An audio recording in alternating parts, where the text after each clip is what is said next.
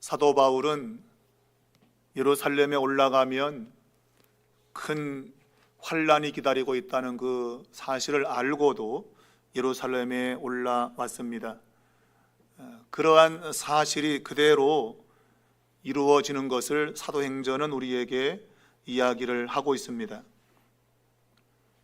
바울은 율법을 어기고 있다, 또한 성전을 모독했다는 죄명으로 재판에 넘겨지게 됩니다. 성난 유대 군중들이 그를 죽이려고 하자 천부장이 바울을 보호하기 위해서 안토니아 요새로 분리시켜 데려가는 상황 속에서 바울이 그 마지막 계단 위에서 유대 사람들 향해서 자신의 그 입장, 또한 자신의 지금 이렇게 당한 이유, 그런 것들을 설교하게 되어지죠. 그것은 변호하는 그러한 내용입니다. 사람들은 조용히 그 사실을 듣고 있다가 이방인이라고 하는 그런 말에 흥분했고 다시금 바울이 위험에 처하는 그러한 상황이 생겼습니다. 그래서 천부장이 다시 바울을 격리시켜서 데리고 들어가서 그를 신문하려고 할 때 그가 로마 시민권이 있는 그러한 사람인 걸 알고 급하게 그를 결박을 풀고 산헤드린 공회를 소집하게 됩니다. 왜 그가 이러한 신문을 받게 되었는지, 진상이 무엇인지 알기 위해서 산헤드린 공회를 소집하게 된 것이죠. 22장 30절에는 이튿날 천부장이 유대인들이 왜 바울을 고발했는지 그 진상을 알려고 바울을 풀어주고 공회를 소집했다라고 말하고 있습니다. 진상을 알고자 했다라고 말하고 있는데, 이 진상이라고 하는 것은 진실이죠. 진실. 이 단어의 원래 의미는 안전하다는 그러한 뜻에서 온 겁니다. 그 안전한 거, 우리가 믿을 수 있는 거, 흔들리지 않는 거, 거기서 진실이라고 한 것이 의미가 생긴 것이죠. 그러니까 이 진실한 것, 그것이 안전한 겁니다. 그러니까 진실하지 않은 것, 거짓된 것, 그것은 안전하지가 않죠.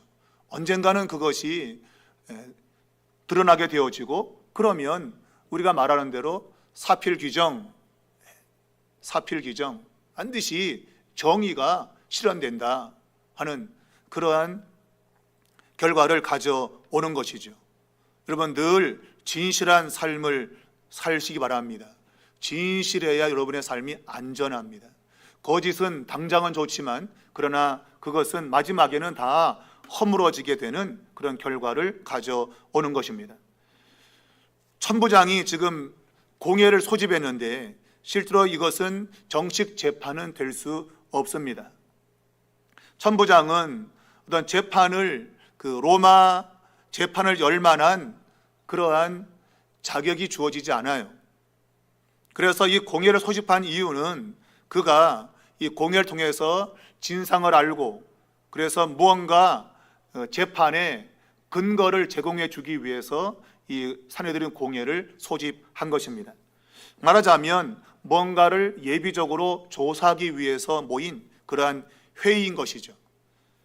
당시에 이 대제사장들과 산헤드린은 바로 이 자문 역할을 하는 그러한 모임을 갖게 된 겁니다. 자, 바울은 지금 안토니오 요새에 있습니다. 그래서 그가 공회를 소집하기 위해서 오늘 보면 내려왔다 이렇게 되어 있는데, 공회가 지금 이 안토니오 요새 그 앞에 소집이 된 것이죠. 그래서 안토니오 요새에서 내려온 이 바울이 오늘 공회를 주목하여 보았다라고 말하고 있습니다. 이 주목한다고 하는 이 단어는 누가가 이 사도행전에 굉장히 자주 사용하는 용어입니다. 그러고 보면 이 누가는 뭔가를 자세히 보는 것, 주목해 보는 것을 굉장히 좋아했다. 그 자신이 과학자이고 당대의 아주 석학이기 때문에 그는 뭔가를 무심히 보지 않고 이게 주위에서 살펴보는 것을 굉장히 좋아한 것이죠. 남들은 대충 볼 수 있는 것을 누가는 자세히 보는, 그래서 누가복음을 쓸 때에도 처음부터 근원부터 찬찬히 살펴가지고 내가 지금 이 글을 쓰고 있다, 그렇게 말하고 있기 때문입니다. 누가는 무언가를 주목할 때에 그곳에 무슨 역사가 있다고 하는 것을 말하고 싶은 것이죠. 우리의 신앙생활도 대충 하면 안 돼요. 우리가 아주 그죠? 덮어놓고 믿어라. 덮어놓고 믿으면 곤란하죠. 덮어놓고 어떻게 믿어요? 이걸 펴놓고 믿어야지. 펴서 자세히 읽어보면서 믿어야지. 덮어놓고 믿으면 이상한 걸 믿게 된다고요. 그러니까 누가가 사도행전을 기록하면서 무언가를 우리에게 깊이 생각하는, 무언가를 자세히 바라보는 그런 걸 요구한다고 믿는 거죠. 그러니까 뭔가를 자세히 보게 될 때고 해서 뭔가 의미를 발견할 수 있다 하는 것입니다. 그러니까 바울이 공회를 주목하여 본 것은 이제 뒤에다 나오지만 이 공회에 구성된 사람들, 여기는 사두개인과 바리새인이 구성되어 있습니다. 그래서 쭉 살펴서 이 공회가 지금 바리새인과 사두개인인데 어떻게 하면 이 회의에서 내가 제대로 된 반응을 할 수 있을까? 그것을 살펴본 거죠. 내가 어떻게 하면 회의에 나의 의견을 제대로 이야기하고 내 목적을 이룰 수 있을까 하는 것을 하기 위해서 주목하여 본 겁니다. 대충 본 거 아니죠.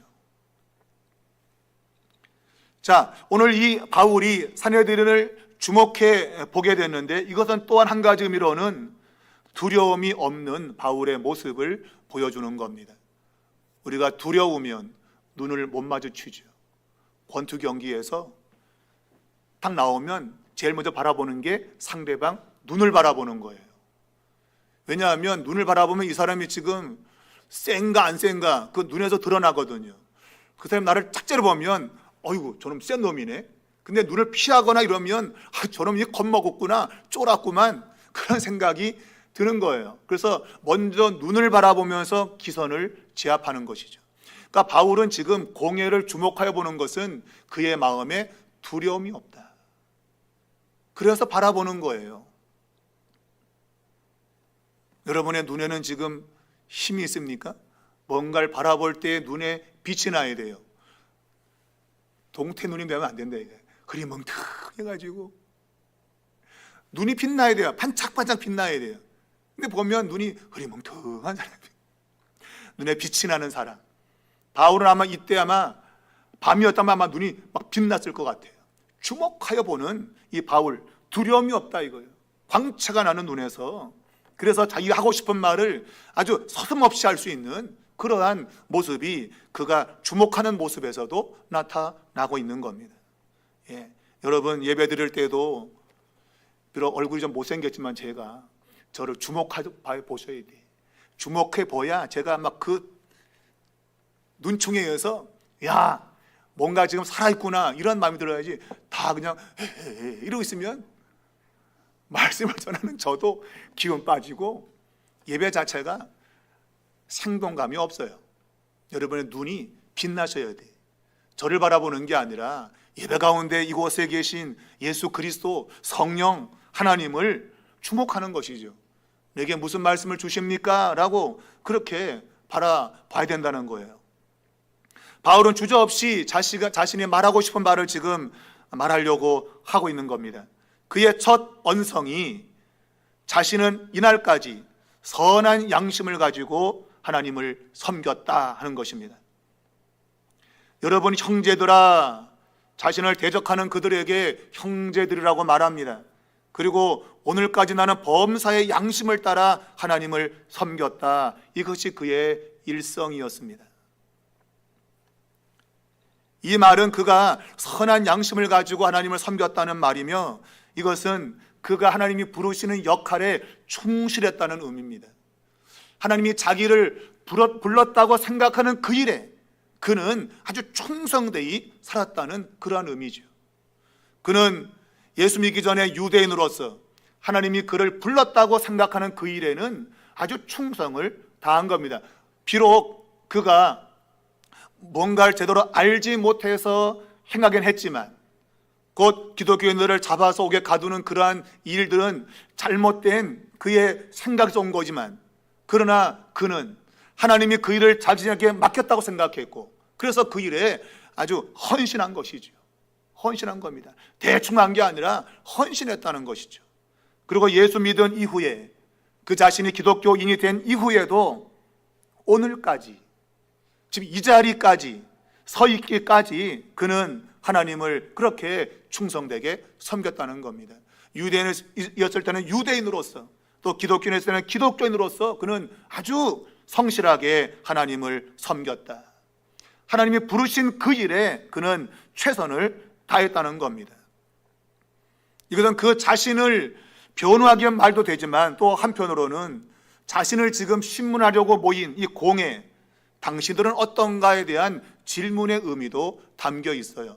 나는 오늘까지, 이 순간까지 하나님 앞에 정말 진실되게 살았는데 너희들은 어떠냐? 그러한 질문이 또한 이 고백 속에 들어 있는 것이죠. 여러분은 어떻습니까? 여러분은 지금 이 순간까지 하나님 앞에 진실하고 충성되게 사셨습니까? 여러분이 그것을 바울처럼 고백할 수 있다면 여러분의 인생을 성공적으로 살아오신 겁니다. 여러분이 세상에서 잘 먹고 잘 살고 뭔가 부유한 삶을, 또 넉넉한 삶을 산, 그걸 말하지 않습니다. 하나님이 나를 부르신 목적에 따라서 내가 어떻게 살았는가, 거기에 내가 충성되게 살았다면 저와 여러분은 성공적인 인생을 산 거예요. 바울은 그렇게 살아왔대요. 오늘까지, 이 순간까지 그렇게 살았다고 말하고 있습니다. 때로 우리는 어느 한순간에는 막 불타가지고 마음이 뜨거워져서 막 그냥 열심히 하다가 어느 순간에는 푹 꺼지는 그런 모습이 우리 안에 있잖아요. 근데 바울은 그런 게 없다. 하나님이 그를 불렀다고 믿는 그 순간부터는 그는 유대인이면 유대인으로서, 또 기독교인이면 기독교인으로서 오늘까지 변함없이 하나님을 섬겼다고 말하고 있습니다. 여러분과 저가 일편단심 민들레야, 일편단심 민들레로 하나님만 바라보며 살아가는 그러한 삶이 될 수 있기를 축복합니다. 이런 말을 했더니 아마 여기 모인 사람 가운데 찔린 사람이 있겠죠, 그죠? 저놈 봐라, 내 마음을 알고 있나? 내가 그렇게 안 산 거 알고 있나? 그런 찔림이 있었을 거예요. 그 가운데 대제사장 아나니아가 아마 대표적으로 마음이 찔린 것 같아요. 난 그렇게 못 살았는데, 난 그렇게 안 살았는데 어떻게 그렇게 살 수 있냐? 마음이 찔려가지고 바울 곁에 서 있는 사람에게 그 입을 치라 그랬어요. 저 주둥아리를 쳐라.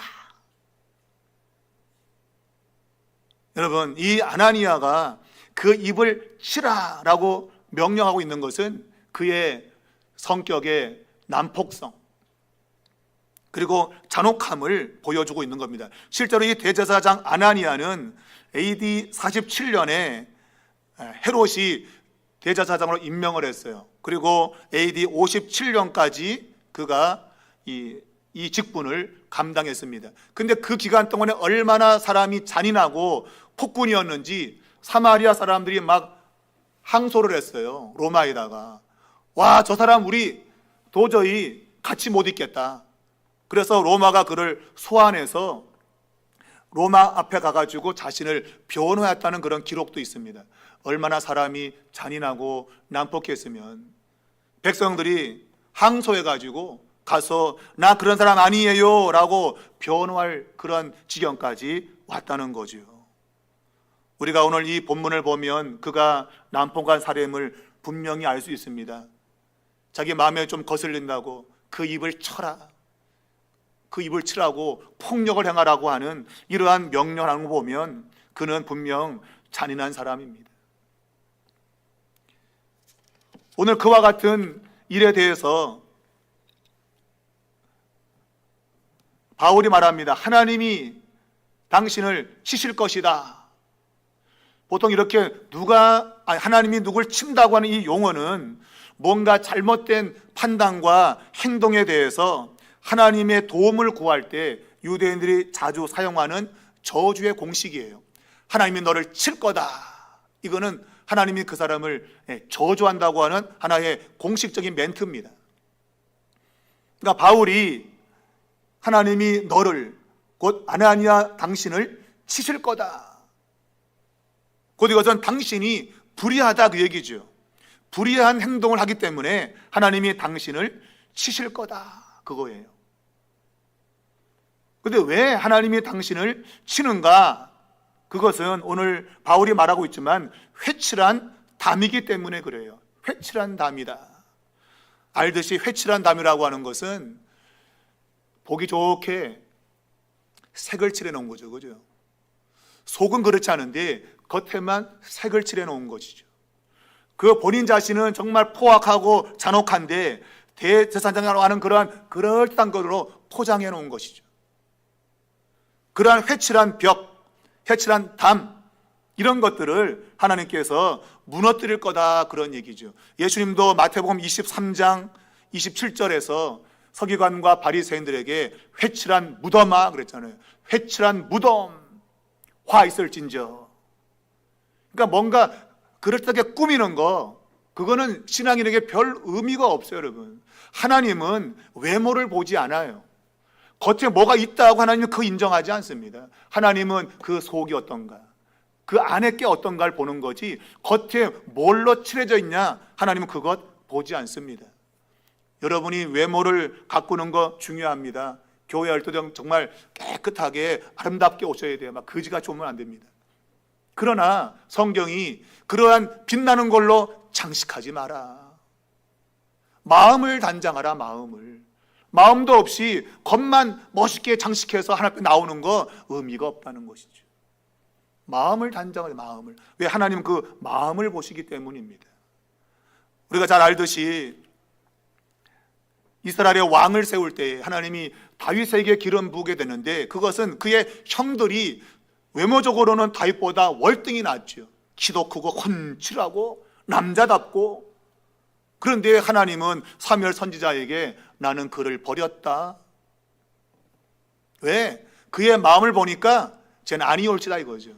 마음이 안 된다 쟤는. 그래갖고 모든 형들이 다 탈락. 그런데 들에서 아버지의 양을 치고 있던 그 다윗, 그를 불러오라. 그래서 다윗에게 기름 부어서 왕으로 세우지 않습니까?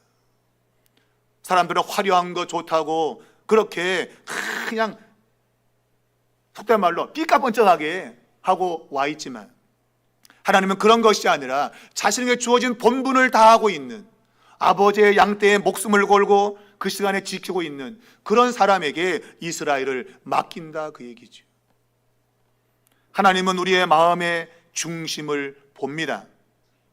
근데 이 아나니아는 그 자신이 그 내면의 더러운 것들, 그런 것들을 사람들에게 보이지 않기 위해서 지금 대제사장의 타이틀을 갖고 있지만, 그러나 그의 입에서 나오는 것은 험악한 말, 잘못된 말, 거짓말, 이런 것만 잔뜩 쏟아져 나오고 있는 거예요. 그러므로 그는 회칠한 담인 것이죠. 회칠한 담입니다. 어느 누구도 그에게 기댈 수 없는, 기대면 그냥 무너져 버리는 그러한 사람인 것이죠. 믿을 만한 사람이 못 된다 이거예요. 믿을 만한 사람이. 왜 그런가? 율법에 의하면 율법은 그 사람의 죄가 판결 났을 때에 죄에 대한 형벌을 주게 되어 있는데, 아직 재판도 안 받았는데 입을 쳐라 하는 것은 율법을 어기는 거라 이거예요. 율법을 지킨다는 자리에 앉아 있으면서 율법을 어기고 있는 거, 그게 겉과 속이 다른 그러한 모습을 보이는 것이죠. 그것을 회칠한 담이라 그렇게 표현하고 있는 겁니다. 유죄 판결이 될 때까지는 죄로 칠 수가 없다. 그러니까 재판을 통해서 그가 죄인 된 것이 결정나야만이 입을 치든 주둥이를 치든 그럴 텐데, 아직까지 판결도 안 났는데 입을 쳐라 하는 것은 그 자신이 율법을 어기고 있는 거다. 실제 오늘날에도 우리가 무죄 추정의 원칙이라는 게 있습니다. 그 사람의 재판을 통해서 죄가 결정날 때까지, 우리나라는 3심 제도잖아요. 그러니까 1심, 2심, 마지막 대법원까지 3심까지 가서 결정 나야만이 그 사람이 죄인이다 아니다가 판정되는 겁니다. 그러니까 1심, 2심 때까지 뭔가 유죄가 되어도 아직은 그 사람이 죄인이 아니에요. 그게 무죄 추정의 원칙이에요. 그러니까 판결할 때까지는 죄가 없다고 보는 거예요. 마지막 죄라고 판정이 나야 그때 그 사람이 죄인으로 취급을 받게 되는 것이죠. 그러니 여러분, 우리는 뭔가를 지레 짐작해서 저놈 죄인일 거야 그러면 안 됩니다. 미리 그냥 그런 선입견 가지고 저놈 나쁜 놈이야 판단하면 안 됩니다. 그 사람 겪어보면 그렇지 않은 사람 많거든요. 근데 미리 생각해서 야 저놈은 나쁜 놈이네 그러면 안 된다는 것이죠. 어찌되었던 이 아나니아는 회칠한 담입니다. 그는 폭력성이 있었고 잔혹한 사람이었어요. 그러나 그는 대제사장의 자리에 멀끔하게 앉아있는 이런 모습을 보이고 있는 것입니다. 자, 바울이 그런 말 한 거에 대해서 오늘 사람들이 말합니다. 네가 하나님의 대제사장을 욕하느냐? 그러니까 하나님의 대제사장은 얼마나 거룩한 신분입니까? 그런데 바울이 그러한 사람을 욕했다고. 왜? 하나님이 너를 칠 거라 그랬으니까. 이것은 저주의 공시라고 말씀드렸잖아요. 하나님의 대제사장을 네가 욕할 수 있는가? 그랬더니 바울이 나는 몰랐다. 저 사람이 대제사장인지 몰랐다라고 말하고 있습니다. 왜 바울이 이 아나니아가 대제사장 직분을 갖고 있는 걸 왜 몰랐을까? 아마 그것은 그의 말과 행동이 도무지 자기가 그렇게 생각했던 대제사장과 같은 모습이 아니었기 때문인 것이죠. 좀 양보해도 도저히 저 사람이 저런 말을 하고 행동하는 것은 대제사장이 될 수가 없다. 그래서 자신이 몰랐다는 거죠. 아니 저렇게 행동하는데 저 사람이 어떻게 대제사장인 걸 내가 알 수 있겠냐.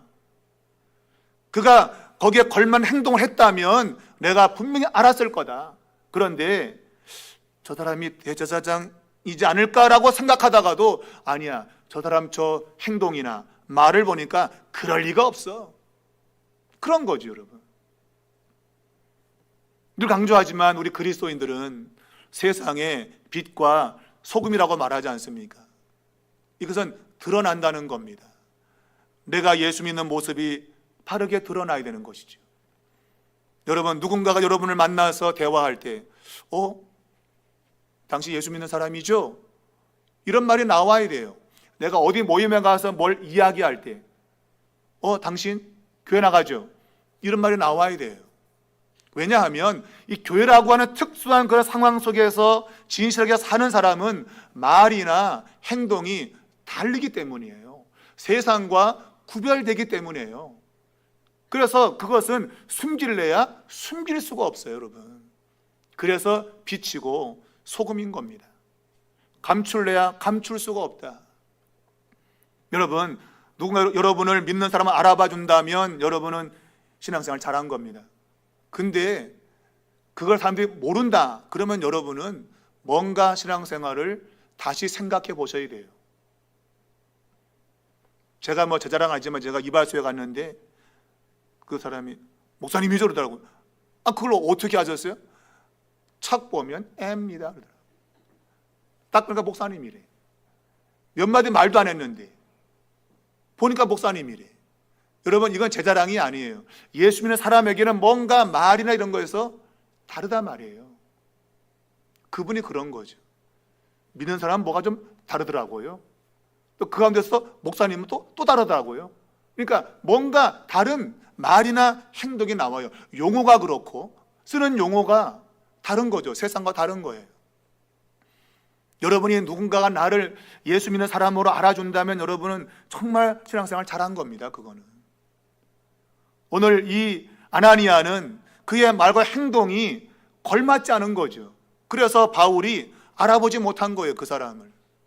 그래서 하나님의 대제사장을 욕하면 안 된다고 그 자신도 지금 일러스대라고 하면서 출애굽기 22장 28절을 인용하고 있잖아요. 너는 내 백성의 통치자를 험담하지 마라. 출애굽기 22장의 그 말씀을 인용하면서 내가 원래 그렇게 산 사람인데 이 사람 보니까 도무지 그런 사람으로 안 보이더라, 그 얘기죠, 여러분. 그 얘기예요. 바로 철저하게 자기 자신 율법을 지키며 살고 있고 하나님의 말씀을 지지하고 있음을 여기서 밝히고 있는 겁니다. 동시에 이것은 그가 지금 고발당한 율법을 어기고 있다고 하는 것에 대한 하나의 변증인 것이죠. 자신은 절대로 그렇게 산 사람이 아니다. 백성의 통치자를 존중하고 그를 존경하는 그러한 삶을 살았다. 근데 이 사람 보니까 전혀 그런 사람으로 안 보이더라. 그런 얘기죠. 자, 오늘 이러한 바울의 변증에 대해서 오늘 6절 이하에는 거기 모인 사람들의 반응을 우리에게 소개해 놓고 있습니다. 제가 말했잖아요, 그죠? 처음에 주목하여 봤을 때 바울은 그곳에 바리새인과 사두개인이 있음을 알았던 거죠. 그래서 6절에 보면 바울이 그중 일부는 사두개인이요 다른 일부는 바리새인인 줄 알았다 그랬습니다. 물론 기본 상식적으로 산헤드린 공회는 사두개인과 바리새인들이 모여 있는 것입니다. 그런데 바울이 주목해 봤다는 얘기는 그들의 말과 행동 속에서 아, 저 사람은 사두개인, 아, 저 사람은 바리새인이 드러난 것이죠. 척 보니까 압니다. 아, 여기에 보니까 바리새인도 있고 사두개인도 있구나 하는 걸 안 것이죠. 그래서 내가 지금 어떻게 여기서 반응을 해야 지금 이 공회 사람들이 이 모임 안에서 바른 그러한 결과를 가져올 수 있을까 하는 것을 생각했던 것입니다. 자, 일부는 사두개인, 일부는 바리새인이다. 그래서 바울은 생각하기를 자, 이 회를 혼란스럽게 만들어야겠다. 그런 생각을 한 겁니다. 분열하게 되면 그 가운데 주도권을 쥘 수 있는 그러한 일이 생길 수 있기 때문인 것이죠. 그래서 자기 자신이 누구라고 하는 것을 다시금 밝히게 됩니다. 그 자신이 하나님을 양심에 따라 섬겨왔다고 하는 것은 포괄적인 것이죠. 그런데 이 부분에서 그는 자기 자신이 바리새인이고 바리새인의 아들이라고 되어 있어요. 이건 좀 더 강조하는 것이죠. 나 바리새인인데 바리새인의 아들이라는 얘기는 철저한 바리새인이다. 바리새인이 가지고 있는 그것을 그대로 물려받은 그런 사람이라 그 얘기예요. 그러니까 이렇게 말하고 있는 이유는 바로 이 모임 안에서 자신이 뭔가 주도권을 쥐기 위해서 지금 하고 있는 발언인 것입니다. 그러면서 바리새인이 믿고 있는 죽은 자의 소망인 부활, 이것을 믿기 때문에 내가 지금 이 자리에 신문을 받는다라고 말하고 있습니다. 당시에 이 사두개인과 바리새인은 첨예한 갈등을 가지고 있는 모습이 있었는데 그것은 부활에 대한 다른 생각입니다. 사두개인들은 모세 오경만 인정합니다. 창세기, 출애굽기, 레위기, 민수기, 신명기 이 5개를 토라라 그러는데 이 5개만 믿어요. 다른 거는 권위가 없는 거예요. 이 5개만 모세가 우리에게 준 율법, 그리고 구전으로 내려오는, 구전으로 지금 책에는 기록이 없지만 구전으로 내려온 것들을 가지고 있는 것, 그거를 최고의 것들로 지금 유대인들이 믿고 있는데 그 가운데 이 사두개인은 바로 이 모세의 오경, 이거를 가장 핵심적인 가르침으로 믿고 있는 거죠. 근데 모세 오경 안에 부활에 대한 얘기가 없다 이거죠. 야, 모세 오경에 죽은 자의 부활에 대한 얘기가 없어. 그러므로 우리는 부활을 믿지 않아. 그 얘기죠. 반면에 바리새인들은 모세 오경도 인정하지만 그 외에 아까 말했지만 구전으로 내려오는 것들, 또 다른 또 선지서들 뭐 이런 것들 안에서 확실하지 않지만 희미하게나마 부활에 대한 이야기가 있다는 거죠. 그것이 확실치는 않지만 그러나 이것은 부활을 의미하는 거다 해석을 한 거죠. 그리고 그들은 부활을 믿는 겁니다.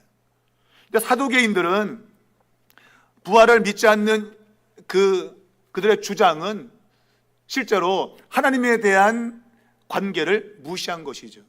하나님이 세상을 창조하시고 하나님의 뜻을 알린 것은 그 뜻에 대해서 부정하거나 순종하지 않는 자에게는 반드시 형벌이 주어진다고 하는 것을 그들은 무시해버리는 것이죠. 그러니까 인간이 가지고 있는 도덕적 책임을 무시한 겁니다. 왜? 죽으면 끝나니까.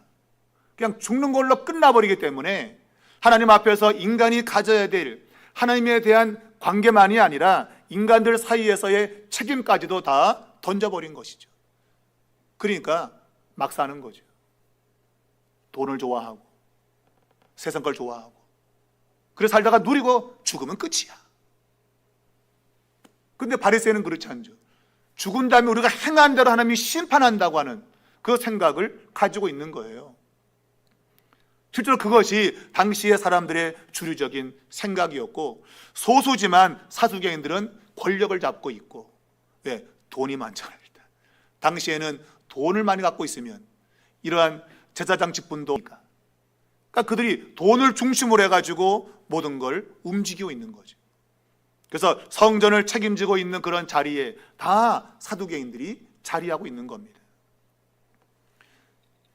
부활에 대한 개념이 모세 율법에는 잘 나와 있지 않지만 그래도 희미하게나마 나타내는 구절이 있다면 시편 49편 15, 또 호세아 6장 1에서 3, 또 13장 14절, 또 이사야 26장 19절, 이런 것에 부활에 대한 내용이 나와 있어요. 그리고 가장 명확하게 나와 있는 구절은 다니엘 12장 2절에서 3절. 이게 명확하게 죽은 자의 부활을 이야기를 하고 있는데, 거기는 개인의 부활이 아니라 집단적 의미로서의 부활을 이야기하고 있어요. 그러면 좀 의미가 좀 다르죠. 집단적인 부활은 다르죠. 각자의 심판을 받아 개개인의 부활이 아니라 함께 그냥 무더기로 그냥 부활되는 그런 내용은 우리가 믿고 있는 부활의 개념과는 조금 다르긴 합니다. 어찌되었던 사두개인과 바리새인은 이 부활 때문에 굉장한 논쟁을 벌이고 있었어요. 그것이 지금 요 사내들인 공회에서도 지금 나타나고 있는 것이죠. 바울은 부활에 대한 자기의 믿음을 강조하면서 바리새인 쪽에 붙은 겁니다. 바리새인 쪽에.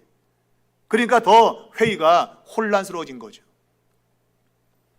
그러니까 이 기독교라고 하는 이 새롭게 만들어진 종파가 이상한 게 아니라 유대교의 한 종파로 인식될 수 있는 것이죠. 곧 바리새인들이 주장하는 부활을 주장하고 있고, 그러므로 이게 유대교의 한 분파가 아니냐, 그러한 판단을 갖게 되는 것이죠.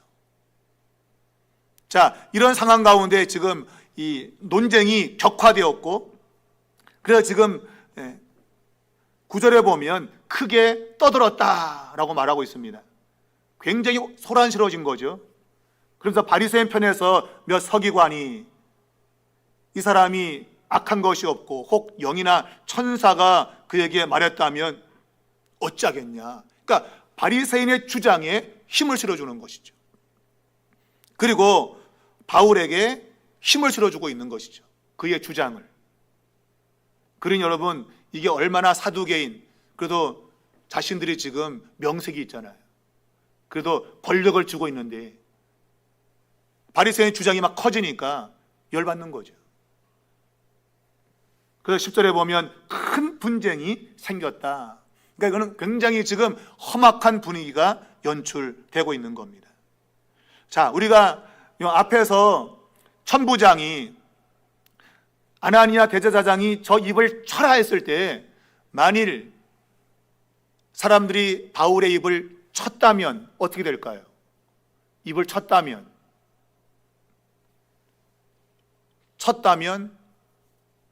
로마 시민의 입을 때린 거거든요. 유대인이 로마 시민의 입을 때린 거 굉장히 법에 저촉되는 거죠.